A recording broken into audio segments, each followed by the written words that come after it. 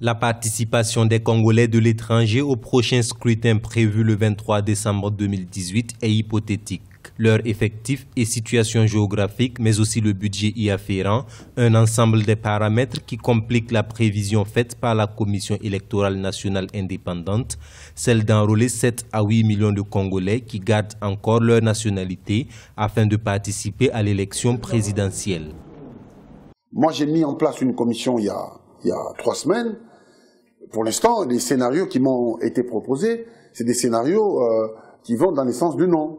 Parce que la situation étant financièrement compliquée, et deuxièmement géographiquement extrêmement compliquée, il est difficile aujourd'hui d'enrôler dans l'ensemble des pays dans le monde. Ouganda, Rwanda, Tanzanie, la France, la Belgique, la Suisse, parce que la loi nous oblige d'aller dans tous ces pays-là, alors que nous n'avons pas les moyens.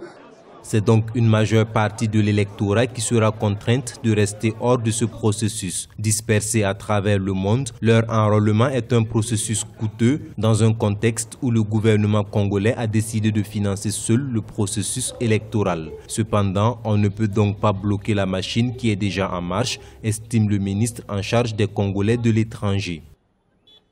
Nous ne pouvons pas construire notre pays si à chaque instant nous devons progresser, mais avec beaucoup d'hésitation, beaucoup de doutes, et sans fournir des efforts intellectuels pour comprendre qu'il y a un processus a toujours des difficultés à franchir.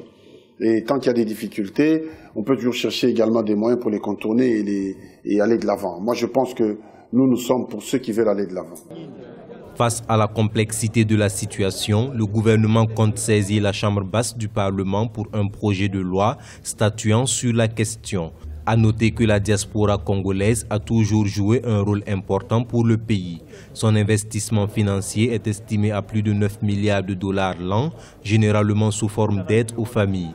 En ce sens, la participation de la diaspora au processus électoral pouvait être considérée comme une reconnaissance face au rôle que jouent ces Congolais, selon certains observateurs.